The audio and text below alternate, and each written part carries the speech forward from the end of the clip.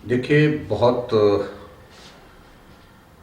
अच्छी तरह से सब लोग इस बात को जानते हैं। जब हिमाचल प्रदेश में विधानसभा का चुनाव हुआ और उस चुनाव में कांग्रेस पार्टी की जब जीत हुई, सुखविंदर सिंह सुक्खू जी मुख्यमंत्री बने, तो उनका पहला स्टेटमेंट ये था कि हिमाचल प्रदेश जहां 97% यानी कि 97% हिंदू हैं, वहाँ हिंदुओं की पार्टी को मैं हरा करके सत्ता में आया हूँ।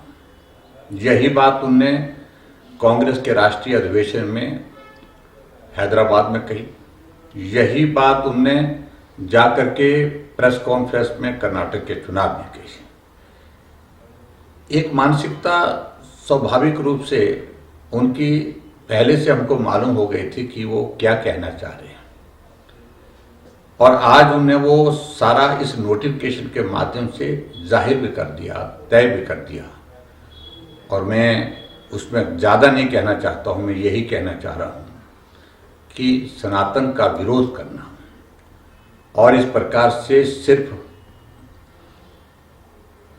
राजनीति सिर्फ वोट के लिए करना, ये इस देवभूमि हिमाचल प्रदेश में बहुत महंगा पड़ेगा उनको। मैं किसी पर कोई टिप्पणी नहीं कर रहा हूं, लेकिन चुनाव की आचार संहिता लागू हो चुकी है पूरे देश में, और उसके बावजूद इस प्रकार का नोटिफिकेशन चुनाव के दिनों में आना, ये मॉडल कोड ऑफ कंडक्ट का भी वायलेशन है।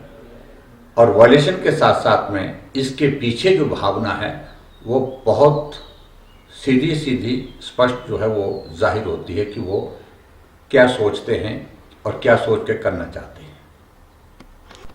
देखिए, मैथमेटिक्स मेरा कमज़ोर है, मैं उसको बोलता भी नहीं हूँ। मैं मैथमेटिक्स में कोई अब ऐसा है कि परीक्षा देने के लिए भी नहीं जाने वाला हूँ कहीं।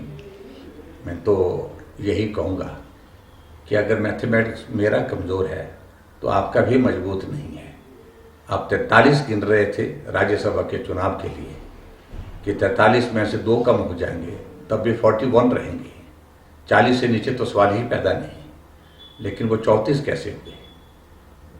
आपका मैथमेटिक्स का उदाहरण ये सबसे बड़ा है। आप 43 से 34 पहुंचे और हम 25 से 34 पहुंचे, और भारतीय जनता पार्टी की राज्यसभा में जीत हुई है। और उसके बावजूद भी इस बात को लिए अगर वो प्रयत्न कर रहे हैं कि हमारा मैथमेटिक्स कमज़ोर है, तो मैं इससे ज़्यादा कोई उदाहरण देने की आवश्यकता महसूस नहीं करता हूँ। और आने वाले समय के लिए भी हम यही कह रहे हैं कि टेक्निकल ग्राउंड्स में हिमाचल प्रदेश में सरकार है, लेकिन लोगों की नज़रों से गिर गई है सरकार, बहुमत में गिर चुकी है सरकार।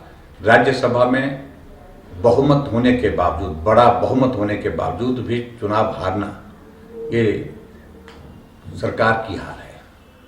बजट हिमाचल प्रदेश में जो पास किया भारतीय जनता पार्टी के विधायकों को सस्पेंड करके, 15 विधायकों को सस्पेंड करके, वो सरकार की हार है। तो इसलिए मैं यही कहूँगा, जब ये चुनाव का परिणाम आएगा, जो 6 चुनाव तो अभी घोषित हो चुके हैं, अगर 9 चुनाव होते हैं तो 9 चुनावों में भारतीय जनता पार्टी जीतेगी, तो मैथमेटिक्स समझ आ जाएगा।